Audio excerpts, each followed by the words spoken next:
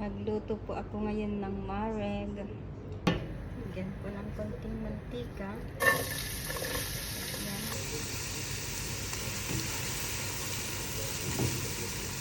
Tapos lagyan ng tomato paste.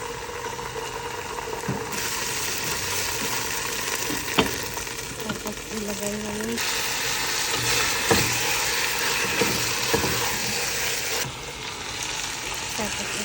natin yung carrot. Tapos halo-haloin na. Halo-haloin. At ito naman ang mga ingredients, spices. Ilagay natin. Grabe, ang sarap ng amoy. Talaga.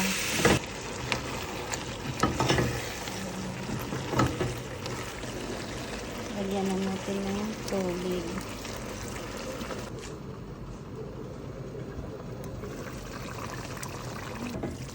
Wow, kalas na guys. Tapos na ang luto natin.